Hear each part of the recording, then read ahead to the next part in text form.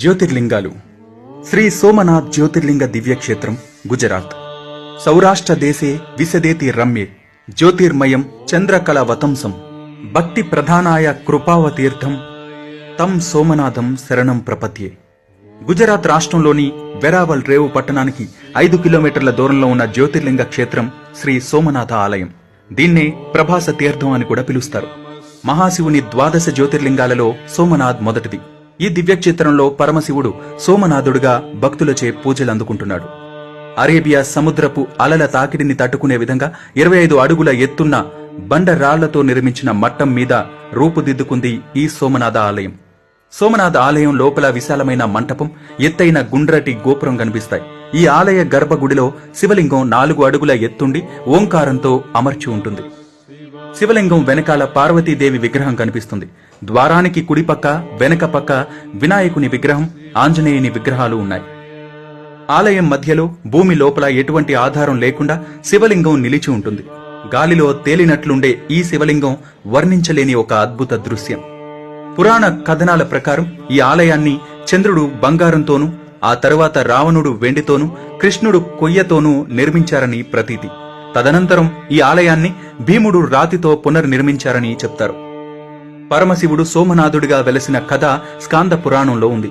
బ్రహ్మదేవుని మానస పుత్రుడైన దక్ష ప్రజాపతికి అశ్విని నుంచి రేవతి వరకు 27 కుమార్తెలున్నారు. తన కుమార్తెలను చంద్రునికి ఇచ్చి ఘనంగా వివాహం జరిపించాడు దక్షుడు.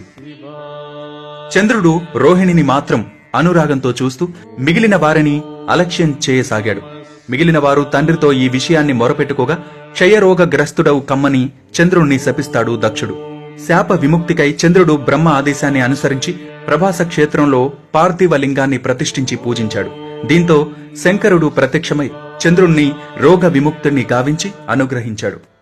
చంద్రుని కోరిక మేరకు అతని పేరుతో సోమనాథ్ జ్యోతిర్లింగ రూపునిగా కొలువై ఉన్న పరమశివుడు పార్వతీదేవి సమేతంగా ఇక్కడి భక్తులను కరుణిస్తున్నాడు. 12 జ్యోతిర్లింగాల యాత్రకు బయలుదేరే భక్తులు ఇక్కడి నుంచే తమ యాత్రను ప్రారంభిస్తారు. కాలక్రమంలో ఈ జ్యోతిర్లింగం 16 సార్లు ధ్వంసం కావించబడినప్పటికీ తిరిగి జీర్ణోద్ధారణ పొందింది.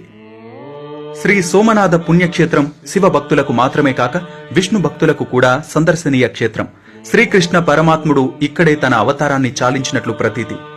సోమనాథ్లో త్రివేణి సంగమంగా ప్రసిద్ధి చెందిన హిరణ్, సరస్వతి, కపిల నదులు సముద్రంలో కలిసే తీరు మనోహరంగా ఉంటుంది.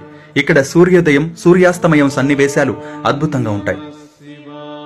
సోమనాథ్ కి 90 కిలోమీటర్ల సమీపంలో డయ్యూ విమానాశ్రయం ఉంది. 5 కిలోమీటర్ల దూరంలో ఉన్న వేరవాల్ వద్ద రైల్వే స్టేషన్ ముంబైకి అనుసంధానించబడింది. డయ్యూ నుంచి మరియు దగ్గరలోని ఇతర ప్రాంతాల నుంచి బస్సులు అందుబాటులో ఉన్నాయి. రండి, జ్యోతిర్లింగ దివ్య క్షేత్రాలలో మొదటిదైన ఈ సోమనాథ ఆలయాన్ని సందర్శించండి. ఆ పరమశివుడి అనుగ్రహాన్ని పొందండి. ఓం నమః శివాయ.